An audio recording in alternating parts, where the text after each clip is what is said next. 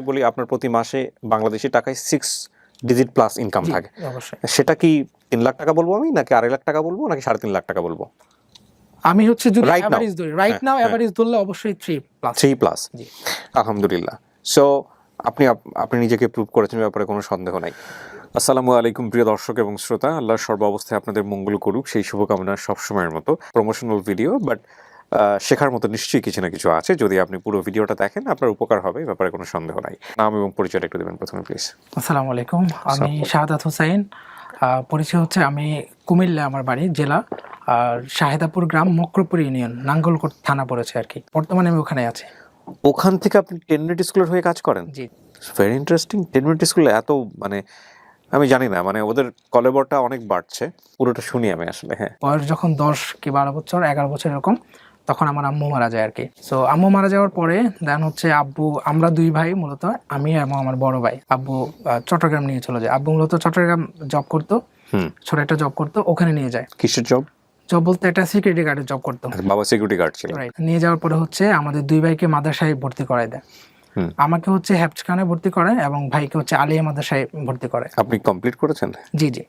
আপনি হাফেজ? জি জি, আলহামদুলিল্লাহ আমি হাফেজ। মাশাআল্লাহ মাশাআল্লাহ। প্র্যাকটিস আছে এখন? জি অবশ্যই। মাশাআল্লাহ মাশাআল্লাহ। আমি রিসেন্টলি তারাবি পড়িয়েছি। আমরা প্রয়োজন হলে একটু শুনবো লাস্টে গিয়ে।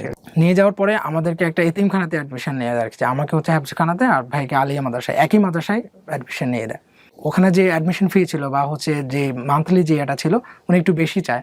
তো আব্বু অনেক ইয়ে করে, অনুনয় বিনয় করে, হ্যাঁ রিকোয়েস্ট করে। সো আব্বু মানে অনেক ইয়ে করে বুঝাতে চায় যে এতিম ছেলে, ইয়ে করে নেন। সো হুজুর বলে যে আপনি যে এতিম না, ওর মা নাই বাপ আছে, সো এতিম হবে না। মা জানে কত বছর বয়সে মারা গেল আপনার? 10 বছর হবে। নরমাল ডেথ ছিল নাকি কোনো ঘটনা না, ছিল? কোনো প্রবলেম ছিল, নরমালি হুট করে মারা যান। জি জি। তার মানে আপনারা দুই ভাই তখন, জি, জি। কোনো বোন ছিল না? জি না। ওকে, তারপর? সো তারপর হচ্ছে আব্বু ওখানে ভর্তি করাই দেয় আমাদেরকে। ভর্তি করানোর পরে যেটা হতো আর কি, আমি তো সব ঠিকঠাক চলছিল, আম্মুর ইয়েতে ছিলাম, বাড়িতে ছিলাম, সব একদম খোলামেলা ইয়েতে ছিলাম। হঠাৎ করে হচ্ছে একটা বন্দিখানা, হেফজখানা যেহেতু একটু ইয়ে থাকে আর কি, বন্দিখানার মতো। জি, রাত 3টা বাজে উঠিয়ে দেওয়া হতো পড়ার জন্য। আমি উঠতে চাইতাম না। তারপরে তখন হুজুরেরা তখন খুব ভয়ঙ্কর, কথাবার্তা বললে খুব ভয় পাইতাম। আমি সারাক্ষণ কান্না করতাম। তো আমি এবং ভাই যেহেতু একই মাদ্রাসাতে ছিল, তো ভাইয়া আর আমি একসাথে নামাজ পড়তে আসতাম। ওদের একটা আলাদা সেশন, আমাদের আলাদা। তো ভাইয়া যখন নামাজ পড়তে আসতো তখনই শুধু ওনার সাথে আমার দেখা হতো। তো ভাইয়া ওদের হচ্ছে মসজিদের 2 পাশ ছিল।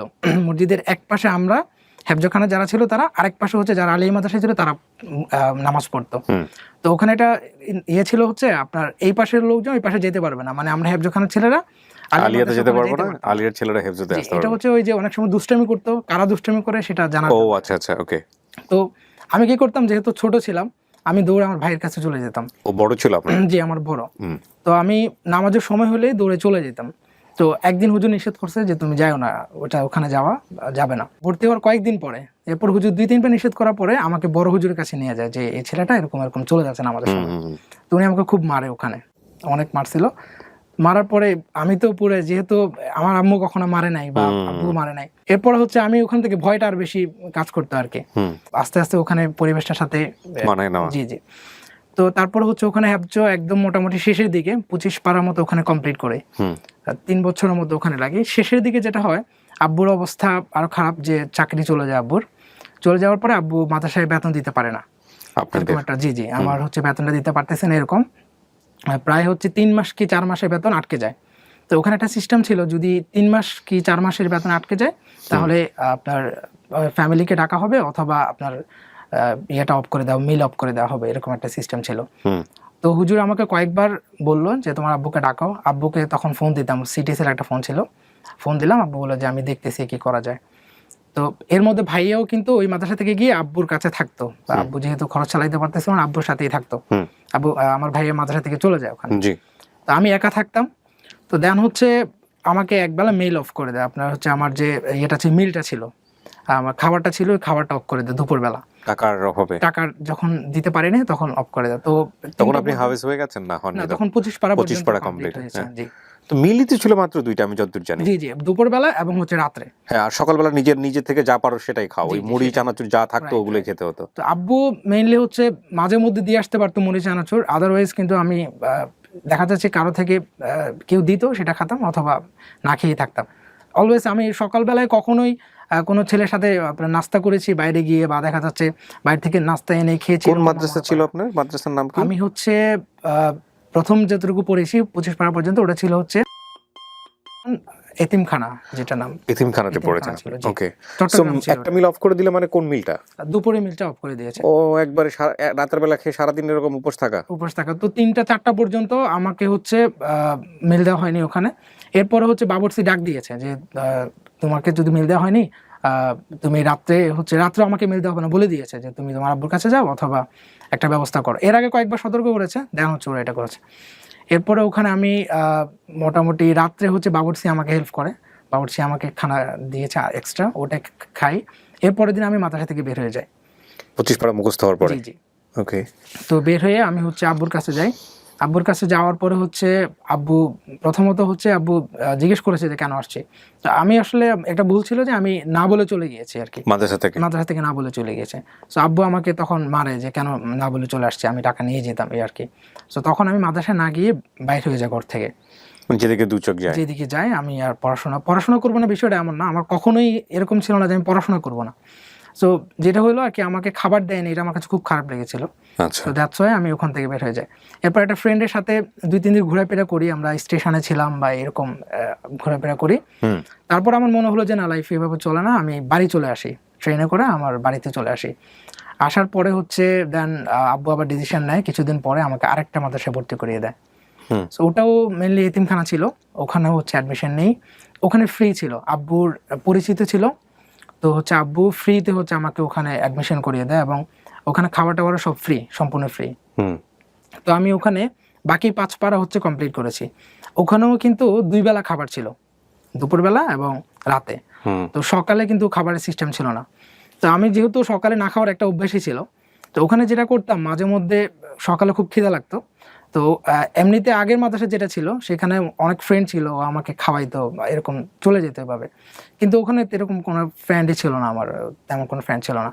তো যেটা হলো, আমি রাত্রে যে ভাতগুলো নিতাম, ওখানে ভাতের সিস্টেম আছে, আপনার অত চামচ দেওয়া হবে। সো ভাত নিয়ে একটু বেশি করে নেওয়ার ট্রাই করতাম, তো ওখানের অর্ধেক খেতাম আর অর্ধেক রেখে দিতাম। তো উইন্টার সিজনে প্রবলেম হতো না, যেটা হতো আপনার সকালবেলায় খাওয়া যেত, বাট সামার সিজনে যেটা হতো সকালে পৌঁছে যেত আর কি। আমি এরকম একটা গল্প জানি, আমি মাফ করবেন, আমি যার গল্প তার নামটা কোট করছি না, সেও কোরআনের হাফেজ। ঠিক একই রকম গল্প, রাত্রেবেলা রুটি দিত, একটা খেত আর একটা রেখে দিত। তো সকালবেলা উঠে দেখতে চুরি হয়ে যাচ্ছে, সো রেগুলার চুরি হয়ে যাচ্ছে। তারপরে কি করা যায়, ইলেকট্রিসিটি যে তার আছে না, ওই তারের মাঝখান দিয়ে রুটি রাখতো, যাতে করে কেউ যদি নিতে যায় তাহলে সে যেন ইলেকট্রিসিটির শর্ট খায়। তো আমি কারো জীবনে হয়তো এর চাইতে কঠিন স্টোরি আছে। হ্যাঁ, আপনার এই গল্পটা শুনে হঠাৎ করে মনে পড়লো। হ্যাঁ, তারপর? তো তখন খেতাম আর কি এভাবে, মাঝে মধ্যে ভাত যদি গন্ধ হয়ে যেত বা খাওয়ার উপর যদি না হতো, আমি ধুয়ে তারপরেও খেতাম। তো বাবুর্চি থেকে একটা কাঁচামরিচ নিয়ে প্রায় সময় কাঁচামরিচ দিয়ে খেয়ে ফেলতাম। আর দেখা যাচ্ছে উইন্টার সিজনে তরকারি থাকলে ওটাও থাকতো, ওটা সহ। আচ্ছা, এই যে মুখস্থ করা, কন্টিনিউয়াসলি পড়ে মুখস্থ করা, এটা খুব ব্রেনের একটা ব্যাপার, আমরা জানি।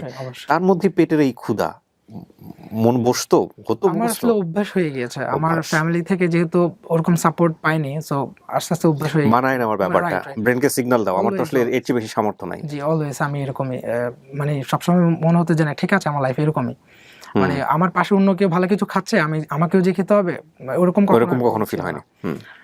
তো এভাবে বড় ভাই তো তখন কোথায়? বড় ভাইকে আলিয়া মাদ্রাসাতে? না, বড় ভাই হচ্ছে তখন বাড়িতে চলে আসে উনি। আচ্ছা। উনি হচ্ছে তখন দাখিল পরীক্ষা কমপ্লিট করে আব্বুর কাছে কিছুদিন ছিল, তারপরে বাড়িতে চলে আসে। আচ্ছা। সো এরপর হচ্ছে আমি ওখানে 5 পারা বাকি যেটা ছিল সেটাও কমপ্লিট করে সম্পূর্ণ কোরআন হাফেজ হয়ে যায়। সেটা 2014 সালের দিকে হচ্ছে সম্পূর্ণ কোরআন হাফেজ শেষ করি এবং পাগড়ি নিয়ে ওখান থেকে। তো আমার হ্যাফজ সেকশনে হচ্ছে আমাকে ফ্রি করা হয়েছিল, কিন্তু ওখানে আরেকটা কিতাবখানা আছে, তো ওই কিতাবখানাতে কিন্তু ফ্রি সিস্টেম নাই, ওখানে আপনাকে পে করতে হবে পার মান্থ। তো যেটা হলো আর কি, আমি হুজুরকে অনেক রিকোয়েস্ট করলাম, হুজুর বলল যে সর্বনিম্ন যেটা সেটা তোমাকে আমি করে দিতে পারি, কিন্তু ফ্রি তোমাকে করা যাবে না। তো তখন আসলে কিভাবে পে করব এই জিনিসগুলো নিয়েছিলাম। তো তারপর হচ্ছে ওখানে ভর্তি হয়ে আমি কি দেখা যাবে কি করা যায়, আল্লাহ যাই করে। এরপর হচ্ছে ওখানে ভর্তি হয়, আমি নিজেই ভর্তি হই, আমার ছোট হুজুর যিনি ছিল উনি আমার ভর্তি ফি দিয়েছিল, উনি অ্যাডমিশন নিয়ে দিয়েছিল। ভর্তি হওয়ার পরে উনি হচ্ছে আমাকে বই যা কিছু আনুষঙ্গিক ছিল সব কিছু কিনে দিয়েছে। 1 মাস কি 2 মাস পরে দেখছে আমি পার মান্থ যে টাকাটা সেই বিলটা দিচ্ছে না। এরপরে আমি একটা হুজুরের কাছে গেলাম, গিয়ে বললাম যে আমার এই সমস্যা, আমি দিতে পারতেছি না। হুজুর বলে যে না, এইভাবে তো হয় না। কিতাবখানা বিষয়টা কি, আপনার তখন বয়স 14? জি জি। আমরা তো জানি যে জেনারেল লাইনে ক্লাস থাকে বা গ্রেড থাকে। আমি যেখানে ছিলাম এটা হচ্ছে আপনার ইয়ে ছিল আর কি, কওমি মাদ্রাসা। ও, কওমি মাদ্রাসাতে, সো হাফেজ হওয়ার পরে কিতাবখানাতে পড়া যায়। কিতাবখানাতে ওখানে আচ্ছা, পড়া যায়। So okay. কওমি মাদ্রাসাতেই মূলত ছিলাম। হুম, তো তারপরে হচ্ছে হুজুর আমাকে একটা টিউশনি দেয়। 600 টাকা মাদ্রাসায় দিতাম, 100 টাকা আমার থাকতো। এরপরে হঠাৎ করে যেটা হয়, আমাদের মাদ্রাসার পাশে একটা অ্যাক্সিডেন্ট হয়। অ্যাক্সিডেন্ট বলতে একটা ছেলে মার্ডার হয় আর কি। মাদ্রাসার পাশে একটা মাঠের পাশে হচ্ছে মার্ডার হয় রমজান মাসে। হুম, ওই মার্ডার ব্যাপার বা সবকিছু মিলে হুজুররা নিষেধ করে যে আর কোনো ছেলে বাইরে যেতে পারবে না। ও, তখন টিউশনি বন্ধ হয়ে গেল। সবকিছু বন্ধ। ওহো। এখন আমি কিন্তু এতদিন দিয়ে আসছিলাম টাকা, যদি একদম প্রথম থেকে না দিতাম তাহলে একটা ব্যাপার ছিল। আর আমার ওই মাদ্রাসাতে যিনি হচ্ছে টাকা উঠাতো বা হচ্ছে দপ্তরি বা এই টাইপের যিনি ছিল, উনি খুব কড়া ছিল আর কি, কড়া ভাষায় কথা বলতো এবং টাকার ব্যাপারে উনি খুব স্ট্রেট ছিল। তো তখন হচ্ছে উনি সাফ না করে যে না এভাবে হবে না, টাকা তোমাকে দিতে হবে। হুম, তো আমার আর কোনো পথ না দেখে আমি চিন্তা করলাম যে না, এখানে আর থাকা যাবে না। আমি বাড়িতে চলে আসি তখন। বাড়িতে চলে আসি, আসার পরে ওখানে আমি হচ্ছে আলিয়া মাদ্রাসায় ভর্তি হই আর কি, নর্মাল জেনারেল লাইন যেটা সেটা। কোন ক্লাসে? আমি হচ্ছে ক্লাস 7-এ ভর্তি হই প্রথমে। ওকে। ক্লাস 7-এ ভর্তি হই। আমার রুল প্রথমে 50+ ছিল, 51 মতো ছিল আর কি স্টুডেন্ট ওখানে। তো ভর্তি হওয়ার পরে প্রথমে আমি হচ্ছে যখন চিটাগং ছিলাম, আমি একটা জিনিস মিস করেছি, সেটা অ্যাড করতে চাই। তো ওখানে আমার এই অবস্থাটা জানার পরে এক লোক জেনেছে বলতে তার বাসায় আমি খতম পড়তে যাই। খতম পড়ার পরে আমি তাকে বলি যে উনি আমাকে প্রথমে জিজ্ঞেস করে তোমার কে কে আছে। সো আমি ওনার বলি যে এই আমার প্রবলেম বা আমার বাবা আছে, এইভাবে আমি ইয়ে করে। সো উনি বলে যে তোমার দায়িত্ব বলতে আমি তোমাকে প্রত্যেক মাসে 200 টাকা করে দিব। তোমার মাদ্রাসা, প্রত্যেক মাদ্রাসায় হয়তো মাদ্রাসায় গিয়ে দিবা, আর না হয় তুমি এসে নিয়ে যাবা, যেভাবে হোক তুমি প্রত্যেক মাসে তুমি 200 টাকা করে পাবা।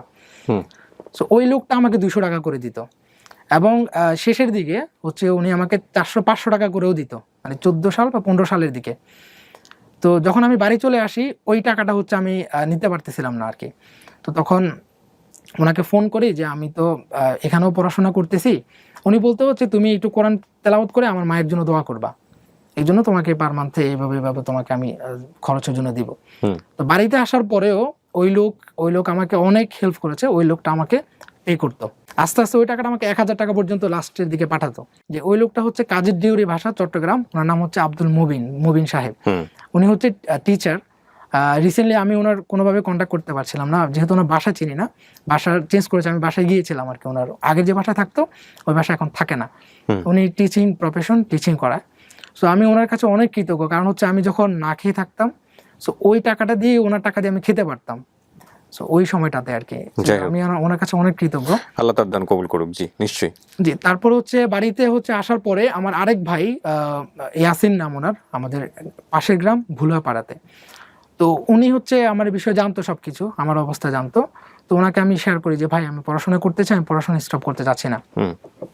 তো মাঝখানে যেটা হয়েছিল, আমি হচ্ছে পড়াশোনা যখন বাড়ি থেকে অ্যাডমিশন নেওয়ার পরে চালাতে পারতেছিলাম না, তখন আমি একটা চা দোকানে জব নিই আর কি, চা দোকানে চাকরি করার চিন্তা ছিল যে পার্ট টাইম চা দোকানে কাজ করব, আর তারপরে হচ্ছে আমি পাশাপাশি পড়াশোনা করব। এটা কি ক্লাস 7 এ থাকতে? ক্লাস 7-এ যখন সাথে সাথে গিয়েছি আর কি, বাড়িতে যাওয়ার পরে। বাবা কি তখন সিকিউরিটি গার্ডই ছিলেন? হ্যাঁ, আমার বাবা হচ্ছে না তখন জবলেস, উনি বাড়িতে। ও, তখন উনি বাড়িতে থাকেন। আর বড় ভাইটা? বড় ভাইও বাড়িতে। ও, সবাই তখন মোটামুটি জবলেস। জি জি। বড় ভাই হচ্ছে পড়াশোনা কখনো স্টপ করেনি। উনি হচ্ছে তখন চট্টগ্রাম পড়াশোনা করতো, চট্টগ্রাম, কিন্তু বাড়িতে থাকতো আর কি। আমি 3-4 দিন যাওয়ার পরে ওখানে পরিবেশটা যেটা চিন্তা করলাম যে ওদের ওই পরিবেশে আসলে একজন স্টুডেন্ট মনে হয় না যে এখানে থাকতে পারবে, বা চায়ের দোকানের পরিবেশ তো আসলে এরকমই হয়। জি হ্যাঁ, ওই চিন্তা করে পরে আমি আমার ওই বড় ভাইকে জানাই। বড় ভাই বলতে হচ্ছে আমার পাশের গ্রামের এক লোক ছিল, নাম হচ্ছে আপনার ইয়াসিন। তো ওই লোককে জানানোর পরে উনি যে কাজটা করে আমাকে 2টা হেল্প করে। ওই 2টা হেল্পই আসলে আমার লাইফের মনে করে আমি চেঞ্জ।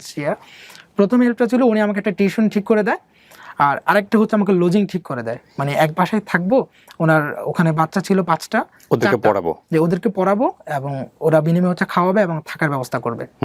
অ্যান্ড ওখান থেকে পড়াশোনা করতাম আর কি। আচ্ছা। অ্যান্ড হচ্ছে টিউশনি করাতাম, টিউশনিতেও মোটামুটি 1000 টাকার মতো দিত, ওটা দিয়ে হচ্ছে আমার চলে যেত। তো পরীক্ষা যখন আসতো তখন প্রবলেম হয়ে যেত, পরীক্ষার ফি দেওয়া, তারপর হচ্ছে বই পুস্তক কিনা। তো তখন যে কাজটা করতাম, আমি ওই যে রাজমিস্ত্রির কাম করতাম। রাজমিস্ত্রির কাজ বলতে আমার এলাকাতে যারা কাজ করে, ইট বালি সিমেন্ট। রাইট। সো আমি অনেক কাজ করেছি এরকম। রাজমিস্ত্রি কোন সেকশনে কাজ করতেন আপনি? আমি হচ্ছে হেলপার সেকশনে বেশিরভাগ কাজ করেছি, অনেক বেশি। মানে আমার ফ্রেন্ড সার্কেলরা অনেক জানে যে আমি যখনই, মানে অনেকে আমাকে ওই এলাকাতে কেউ জানতো না যে আমি এই কাজ করি, আমি বাহির এলাকাতে কাজ করতাম। সো যখন যেতাম ওই এলাকাতে অনেকে যে মনে করতে এই ছেলেটা রাজকামি করে, মানে ওইভাবেই আমাকে চিনতো। আমি জাস্ট পরীক্ষার আগে 1 সপ্তাহ কি 2 সপ্তাহ কাজ করতাম, জাস্ট পরীক্ষার ফি এবং বই পুস্তক বা নোটস কেনার জন্য যা যা টাকার দরকার ছিল। তখনই এটা হয়ে গেলে দেন হচ্ছে আবার স্টাডি করতাম। ওই সময়টাতে হচ্ছে আমার আপনার মাদ্রাসাটা গ্যাপ যেত। তো তখন এভাবেই আসলে পড়াশোনা করেছি। ওখানে প্রায় 4 বছরের মতো ছিলাম লজিংয়ে, এবং ওই টিউশনি করে পাশাপাশি হচ্ছে এইভাবে কাজ করে করে আমি এক এক সময় এক এক কাজ করেছি। আমি রঙের কাজও করেছি, মাঝে মধ্যে যদি কাজ না পেতাম তাহলে যে রঙের কাজ করতাম। ওভাবে কাজ করে আমার এসএসসি পরীক্ষা দিয়েছি। এসএসসি রেজাল্টটা মোটামুটি অতটা ভালো ছিল না, 3 পয়েন্ট সামথিং ছিল, 4 পয়েন্টের মতো।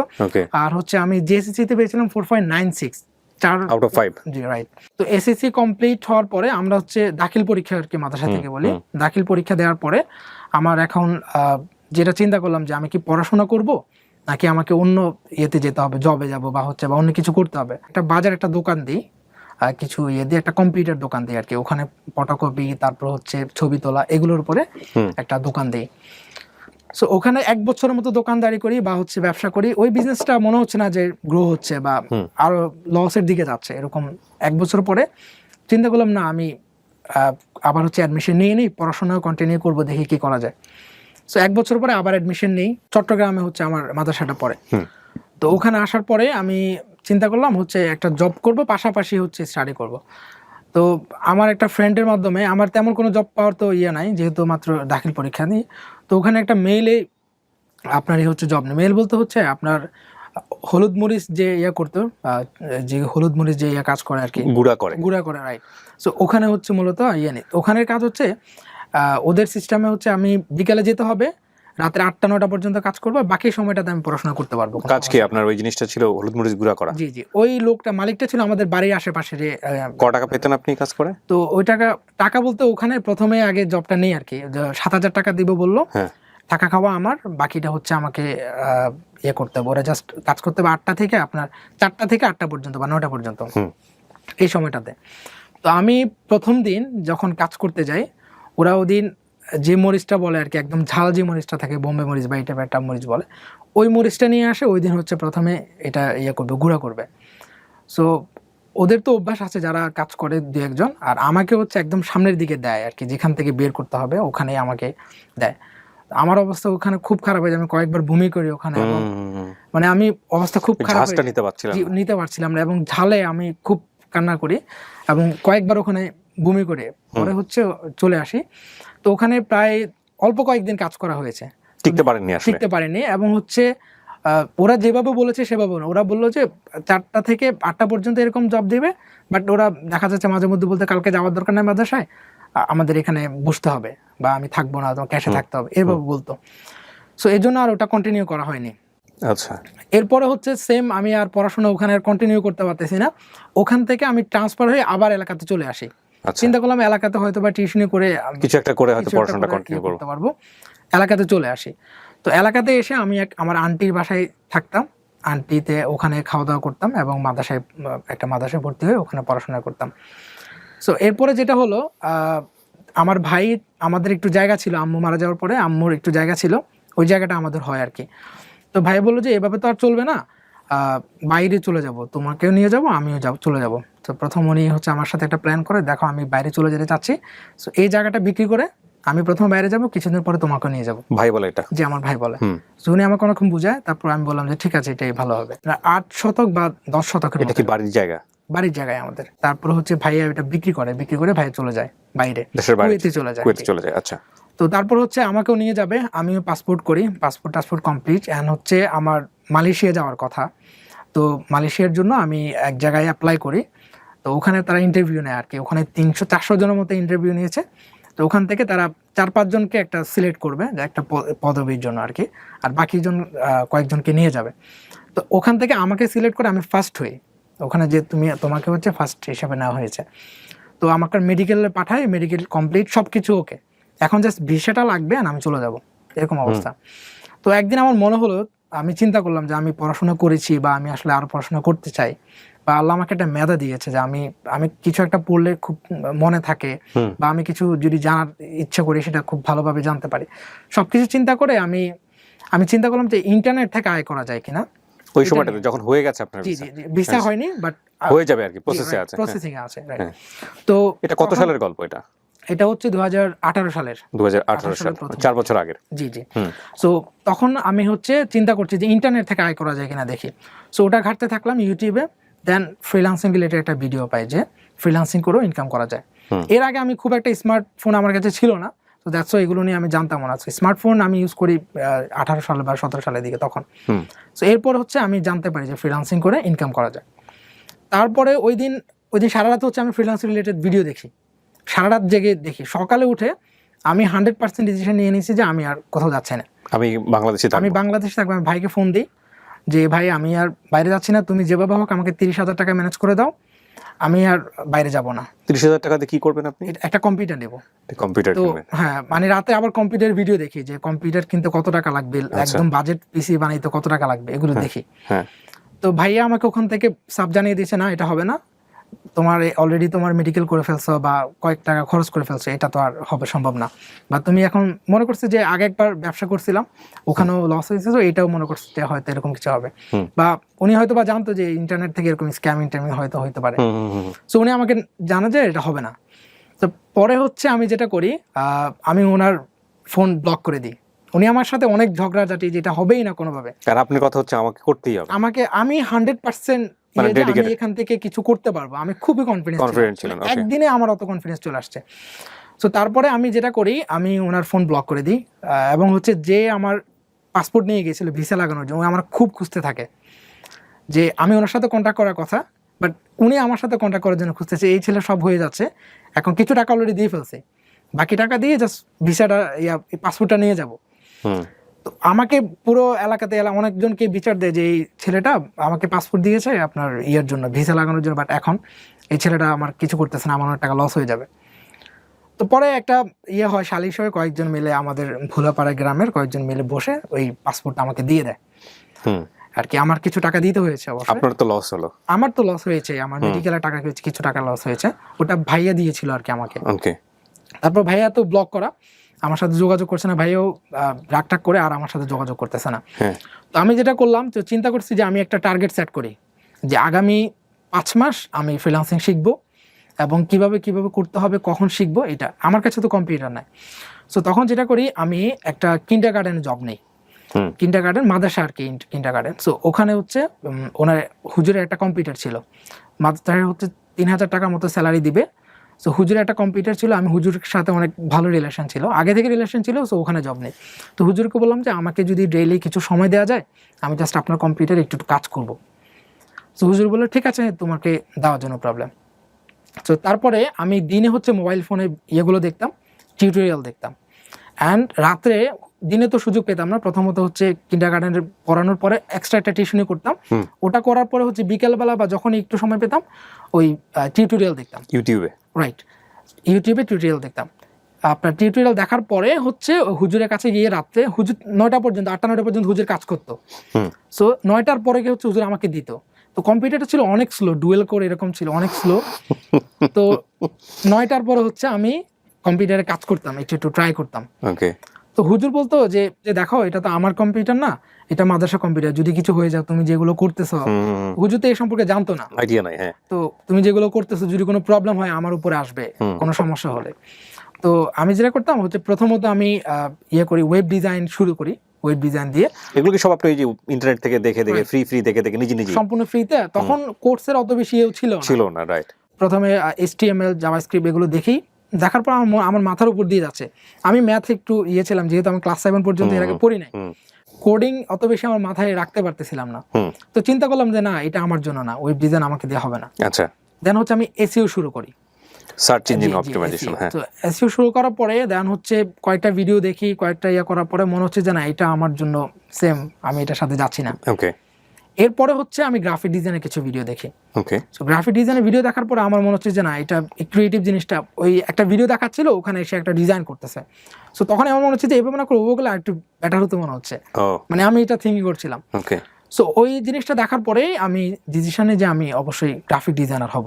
ওকে, মানে আমি এখানে কাজ করব। হ্যাঁ, গ্রাফিক ডিজাইন সেক্টরে কাজ করব। হ্যাঁ, তো ওখানে আমি একটা প্লেলিস্ট ইউটিউবে ফলো করি, একটা বাইরের কান্ট্রি একজনের ফলো করার পরে হচ্ছে ওখানে উনি স্টেপ বাই স্টেপ শেখাতো।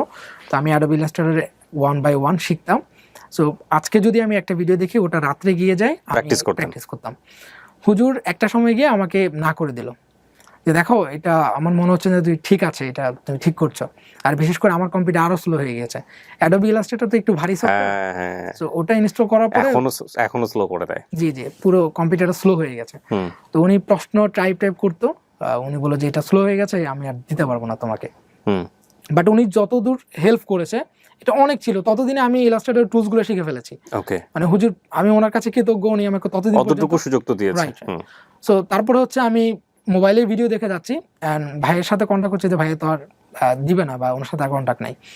তারপরে আমি সাহস করে বলতে কি করবো, তখন কিছু করার ছিল না, আমি তো খুবই কনফিডেন্স যে আমি করতে পারবো। সো একজনের সাথে কথা বলে, আমার আন্টির সাথে কথা বলে একটা 30,000 টাকার মতো একটা লোন নেই আর কি। আন্টির সাথে কথা বললাম যে দেখেন আপনি নিয়ে দেন, আমি মান্থলি এটা চালাইতে পারবো। 3,000 টাকা করে হচ্ছে আমি নুরানি মাদ্রাসা থেকে পেতাম, কিন্ডারগার্টেন থেকে। ওই স্যালারিটা হচ্ছে আমি দিয়ে দিব, আপনি আমাকে লোন নিয়ে দেন, আমি একটা কম্পিউটার নিতে হবে আমার। তো তারপরে হচ্ছে উনি একটা লোন নিয়ে দেয়, ব্র্যাক থেকে একটা লোন নিয়ে দেয় 30,000 টাকার। ওই 30,000 টাকা দিয়ে আমি একটা কম্পিউটার কিনি, সেকেন্ড হ্যান্ড একটা কম্পিউটার কিনি। কম্পিউটার কেনার পরে ওটা দিয়ে হচ্ছে আমি রাত দিন চেষ্টা করতাম। হ্যাঁ, রাত দিন বলতে আমি যেহেতু নুরানি মাদ্রাসায় জব করতাম, অ্যান্ড হচ্ছে ওখানে এছাড়াও আরেকটা টিউশনি করাতাম আর কি। তো টিউশনি প্লাস নুরানি মাদ্রাসা এটা শেষ করার পর যতটুকু সময় পেতাম ওই ইয়েতেই সময় দিতাম। সো প্রথম 1-2 মাসের মধ্যেই ভালোভাবে দেখতেছি আমার ভালো ডিজাইন হচ্ছে। সো ডিজাইনগুলো যখন আমি আপলোড দিতে শুরু করলাম, আমার বিহান্স নামে একটা পোর্টফোলিও সাইট আছে। এটাও কি আপনি ওই ইউটিউব দেখে? সবকিছু এখনো পর্যন্ত যা আছে সবকিছু ইউটিউব দেখে আমি শিখছি। বিহান্স আপনি নিজের পোর্টফোলিও ওপেন করেছেন বা প্রোফাইল ওপেন করেছেন, এগুলো সব ইউটিউব থেকে? নরমালি একজন গ্রাফিক যেহেতু আমি এখন শেখাচ্ছি ডিজাইন, সো একজন গ্রাফিক ডিজাইন শেখানোর জন্য আপনার মিনিমাম 3-4 মাস সময় লাগে। আপনি ভালোভাবে শিখতে হলে 4-5 মাস লেগে যায় অ্যাকচুয়ালি। বাট আমি 2 মাসে এমন অবস্থা হয়েছে, খুব ভালোভাবে ডিজাইন করতেছি। সো ডিজাইন করে যখন আপলোড দিচ্ছি, তখন আমেরিকার একজন লোক আমার ওই ডিজাইনে কমেন্ট করেছে যে তোমার ডিজাইনগুলো আমার দরকার, বা আমি তোমাকে কাজ দিতে চাচ্ছি, তোমার আমার আন্ডারে তুমি কাজ করলে বলো। সো তাকে আমি ইনবক্স করি যে হ্যাঁ আমি কাজ করতে যাচ্ছি। সো এরপর হচ্ছে পেমেন্ট নিয়ে কথা, যে পেমেন্ট কিভাবে দিবা। আমার তো কোনো পেমেন্ট মেথড, কোনো সিস্টেম নাই বাংলাদেশে ওরকম। উনি বললো যে পেপাল দিয়ে আমি পেমেন্ট করতে পারবো। তো আমি বললাম যে ঠিক আছে, আমি ফাইবার অ্যাকাউন্ট খুলে তোমাকে আমি লিঙ্ক দিচ্ছি, তুমি আমাকে ফাইবারে পে করো। তো তখনই আমার ফাইবার অ্যাকাউন্ট খোলা। আমি কিন্তু মানে আগে অফার আসছে যে আমার টাকা পেমেন্ট পাবো, তখন কিন্তু ফাইবার অ্যাকাউন্ট খুলে ফাইবার অ্যাকাউন্টে সে আমাকে প্রথমে একটা কাজ দেয়, $10 একটা কাজ ছিল। সো ওই $10 পেয়ে তো আমি মহা খুশি। প্রথম কাজ ছিল যে 5 স্টার সহ এটা কমপ্লিট করি, একটা অর্ডার, প্রথম অর্ডার। সাথে আমাকে $5 একটা টিপ দেয়। এটা কত সালে শুরু হলো আপনার প্রথম? 18 সালের শেষের দিকে। 18 সালের শেষের দিকে, হ্যাঁ। তো তারপরে হচ্ছে ওই একই বায়ার আমাকে আরো 4-5টা কাজ দেয়, মোট 6-7টার মতো কাজ কমপ্লিট করে ফেলে। এরপর ওই গিগে কাজ আসা শুরু করে দেয়। ওকে, মানে নর্মালি তখন থেকে আর কি, যে পার ডে 3-4টা করে অর্ডার আসা শুরু করে দেয়। সো তখন থেকে অ্যাকচুয়ালি লাইফটা অন্যরকম ভাবে চেঞ্জ হয়ে যায়। এই গ্রাফিক ডিজাইন বলতে কি আপনি শুধু একটা কোনো পার্টিকুলার প্রোডাক্টের ডিজাইন করতেন, নাকি সব ধরনের গ্রাফিক ডিজাইন? প্রথম অবস্থায় আমি আপনার ফ্লায়ার, তারপর যে বিজনেস কার্ড, এগুলো করতাম। তো এগুলো করে যখন পোর্টফোলিওতে আপলোড দিয়েছি, খুব একটা রেসপন্স পাইনি। তো আমি তারপরে টি শার্ট ডিজাইন শুরু করেছি। টি শার্ট ডিজাইন একটা বাইরের একটা ইউটিউব ভিডিও দেখতাম একটা চ্যানেলে। সো ওই ভিডিওগুলো দেখে আমি ডিজাইন প্র্যাকটিস করতাম। আচ্ছা। সো টি শার্ট ডিজাইনের ওখানেই সে কমেন্টস করেছে যে আমার একটা টি শার্ট ডিজাইন দরকার। ওকে, ওখান থেকে শুরু। এন্ড প্রথম কাজটাই আমার টি শার্ট ডিজাইনের উপর ছিল। ওকে, এন্ড স্টিল এখনো পর্যন্ত আমি টি শার্ট ডিজাইনের উপর কাজ। সো আপনি ওই যে ডিসিশনটা নিয়ে ফেললেন সেদিন, আপনি দেশের বাইরে চলে গেলেন না, ওই ডিসিশনটা নেওয়ার পর এখন 4 বছর হয়ে গেছে। জি জি। আমি প্রথম প্রশ্নটা করতে চাই যে এটা কি ভালো ডিসিশন ছিল না খারাপ ডিসিশন ছিল? অ্যাবসলিউটলি ভালো ডিসিশন ছিল। বাই দ্য ওয়ে, আপনারা যারা দেশের বাইরে চলে যাচ্ছেন, যারা রেমিটেন্স যোদ্ধা, তাদেরকে দেশে থেকে কিছু করার জন্য এই ভিডিওটা না। হয়তো উনি মনে করেছেন এখানে আমি ভালো করবো, সে কারণে উনি গেছেন। কেউ হয়তো মনে করবেন দেশের বাইরে গিয়ে ভালো করবেন, তারা দেশের বাইরে যান। এটা ওনার ভালোর জায়গা থেকে আমি যেহেতু আমি সাকসেস হয়েছি, বা আচ্ছা, সাকসেসের জায়গাটায় আমি একটু আসতে চাই। একটা হচ্ছে যে এই ফিভার বলেন বা বিহ্যান্স বলেন, যেখানে আপনাদের ক্লায়েন্টরা আসে আপনাদেরকে কাজ দেয়, আপনি কি শুধু এই মাধ্যমেই কাজ করেছেন নাকি এনাদের সাথে সম্পর্ক হয়ে ব্যক্তিগতভাবেও এনাদের সঙ্গে যোগাযোগ রক্ষা করে কাজ করেছেন? মানে যত ইনকাম করবেন আপনি তত তো ওখানে দেখা যায় আলটিমেটলি কত ডলার আপনি ইনকাম করেছেন।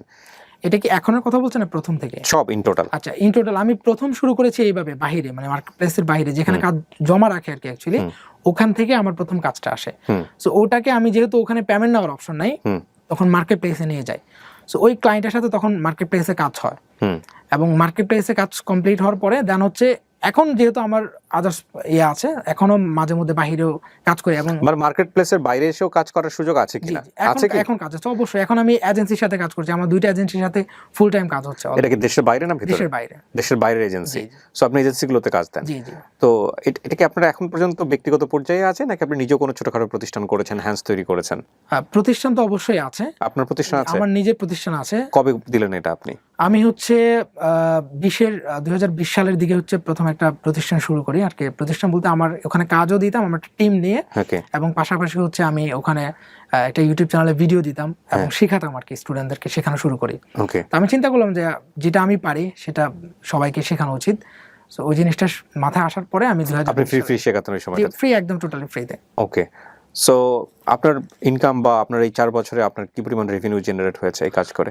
আমার হচ্ছে, যদি আমি শুধু আমার পার্সোনাল যে নিজেরটাই বলবেন আপনি দয়া করে। আমার উইদাউট টিম আমার এখনো পর্যন্ত 40,000 প্লাস।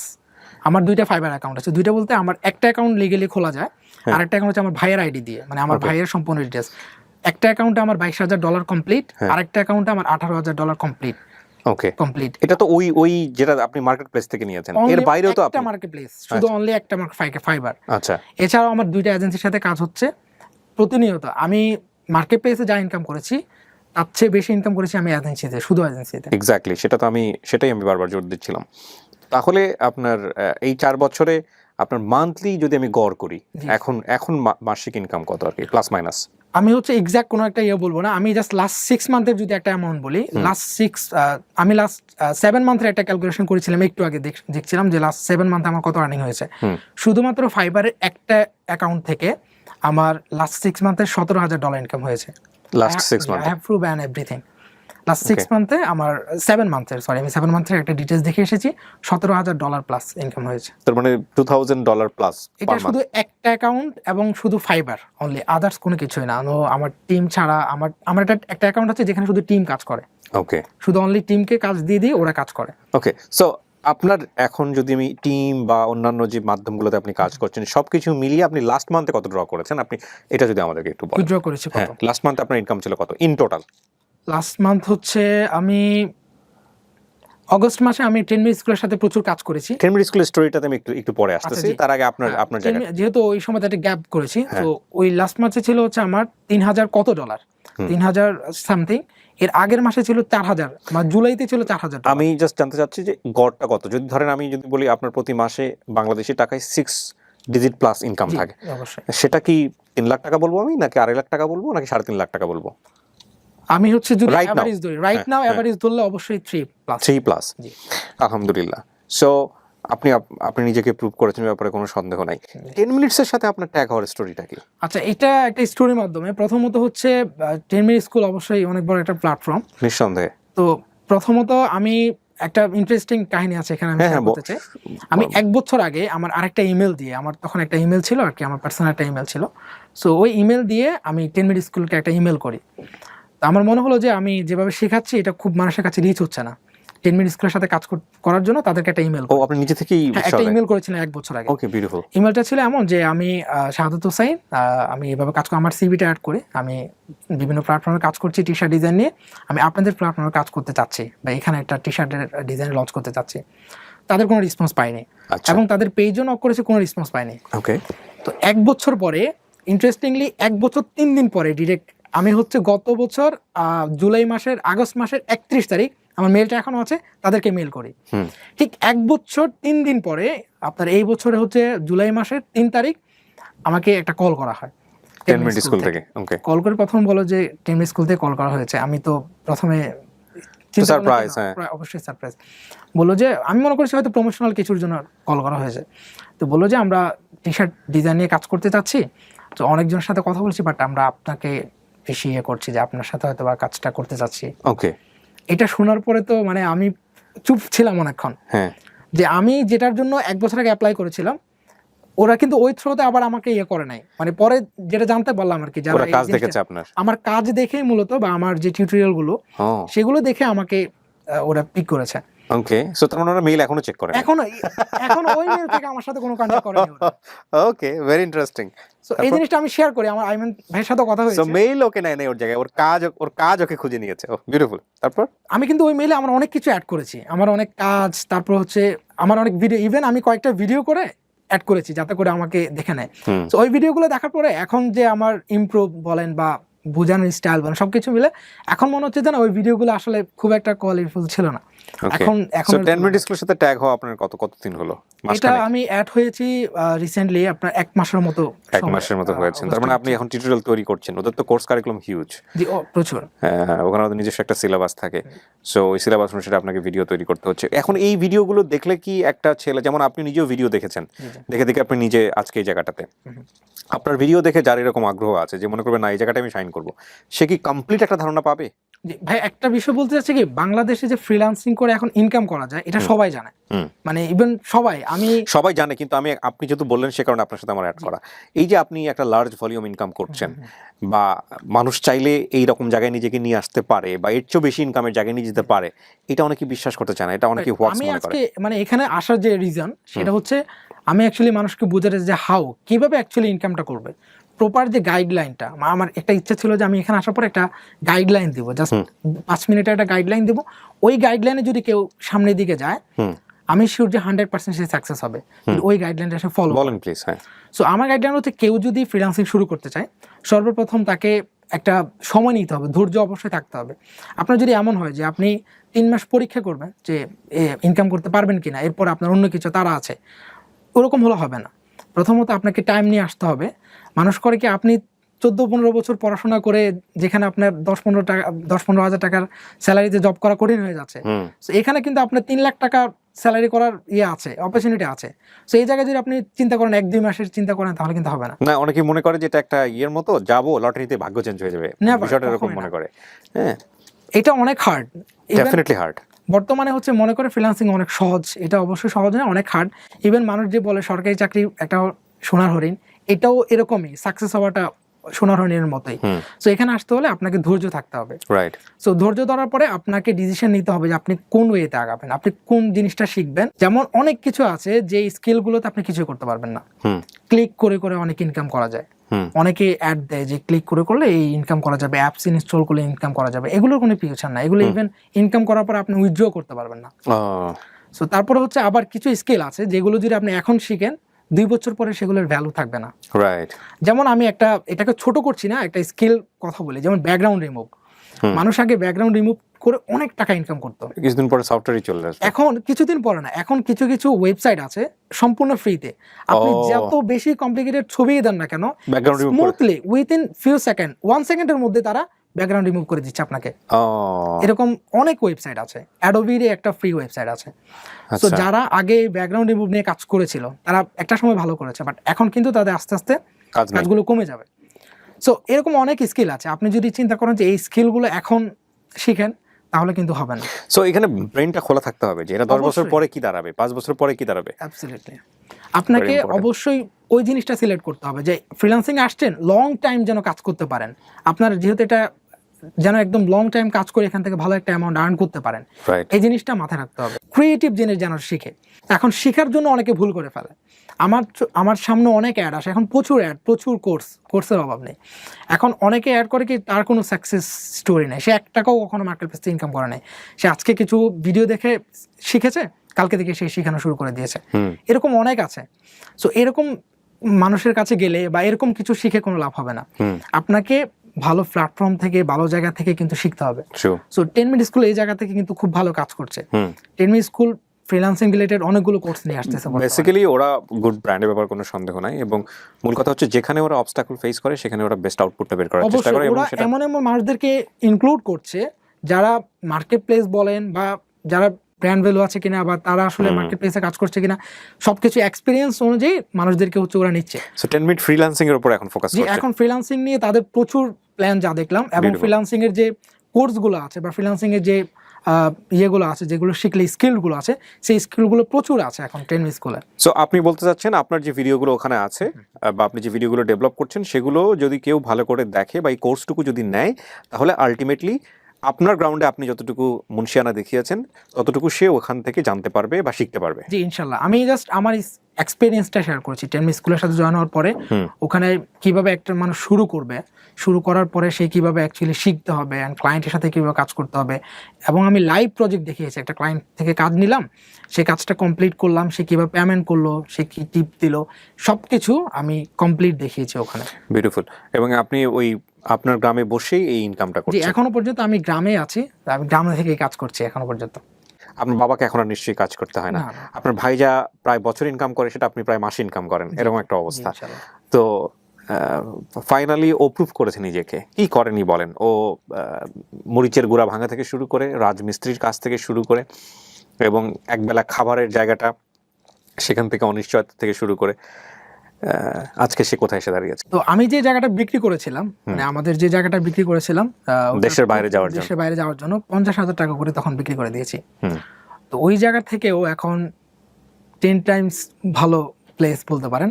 কিনেছেন ওখানে এখন জায়গা কিনেছি প্রায় আমরা 50,000 টাকা শতক 50,000 টাকা শত তখন বিক্রি করে দিয়েছিলেন 8 শতক। তো ওর চেয়ে 10 গুণ ভালো জায়গা আপনি কিনেছেন।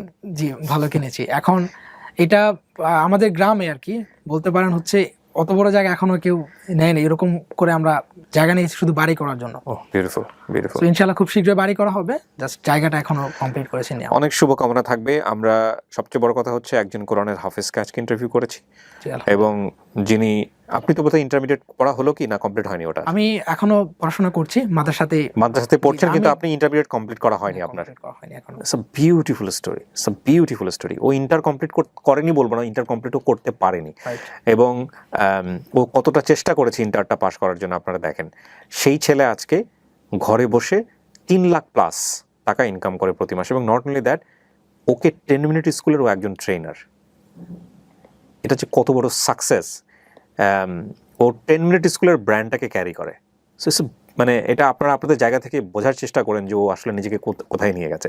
সো আমরা এমন একটা পৃথিবীতে বসবাস করি, সেই পৃথিবীতে একাডেমিক কোয়ালিফিকেশন, আমি বারবারই কথাটা বলেছি, বিভিন্ন ভিডিওতে বলেছি, academic qualification is so great weapon কোন একটা জায়গায় এন্ট্রি নেওয়ার জন্য। আপনি একাডেমিকভাবে ভালো রেজাল্ট করলেন, ঠিক আছে, এটা একটা গেট পাস কোন একটা জায়গায় এন্ট্রি করার জন্য, কিন্তু সেটাই সর্বশেষ কথা নয়। বরং এরকম উদাহরণ ভুরি আছে, একাডেমিক কোয়ালিফিকেশন নাই, একাডেমিক এডুকেশন নাই, কিন্তু সে নিজেকে এমনভাবে প্রুভ করেছে যে একাডেমিক্যালি সুপার হাইলি এডুকেটেড একটা মানুষ, সেও সেই জায়গায় যেতে গেলে অনেক সময় লাগবে বা যেতে পারেনি। ও 3 লাখ প্লাস প্রতি মাসে ইনকাম করে, একাডেমিক্যালি অনার্স মাস্টার্স পড়ে ব্রিলিয়ান্ট রেজাল্ট নিয়ে একটা সিইও হয়েছে প্রতিষ্ঠানে, সে কয় টাকা ইনকাম করে আপনি একটু কম্পেয়ার করে দেখেন। এটা আবার সব ফ্রিল্যান্সারের চিত্র সেটাও কিন্তু বলা যাবে না। এটা কিন্তু খুব গুরুত্বপূর্ণ লাইন। ফ্রিল্যান্সিং করলেন মানে হচ্ছে আপনি কালকে সাধুদের জায়গায় চলে যাবেন, বিষয়টা এরকম না। এখানে আসলে সাধুদের জায়গায় যাইতে হলে ইউনিকনেস লাগবে, কারণ ও যেটা দেখে বলেছিল যে এই ভিডিও দেখার পরে ওর যে নিজে থেকে কনফিডেন্টটা ফিল করেছিল যে না, বিদেশ আমার জন্য না, এই জায়গাটা আমার জন্য। এইটা হচ্ছে সবচাইতে ইম্পর্টেন্ট আজকের এই ভিডিওতে। আপনি যদি মনে করেন যে না এই জায়গাটা আপনাকে দিয়ে হবে এবং এটাই আপনার জায়গা, তাহলে আপনি সাধুদকে উতরে যেতে পারবেন। আমি মনে হয় ভুল বলি নাই। রাইট। শেষ করতে চাই, এবং ডেফিনেটলি এই কোর্সটা যারা করতে চান এবং শাহাদতের সাথে কাছ থেকে যারা কিছু শিখতে চান, এবং যারা মনে করেন যে না আমি একটু এক্সপিরিয়েন্স করে দেখতে চাই যেখান থেকে বেটার কোনো আউটপুট বের করা যায় কিনা, 10 মিনিটের এই কোর্সটা আপনাকে অফার করছে। সো এই কোর্সটা করার জন্য খুব সহজ নিয়ম হলো আপনি আমার ভিডিওর উপরে গিয়ে যে লিঙ্কটা দেওয়া আছে ওই লিঙ্কে ক্লিক করবেন, করার পরে আপনি ওখানে গিয়ে ওদের যে সিস্টেম আছে সেই সিস্টেমে আপনি এনরোল হবেন। নিশ্চয়ই একটা ফি ওখানে নির্ধারণ করা আছে, খুব বড় অঙ্কের অর্থ না আমার যেটা মনে হয়। তো আমরা শেষ করি। আপনি যেহেতু কোরআনের হাফেজ, আমাদেরকে একটু শোনাবেন।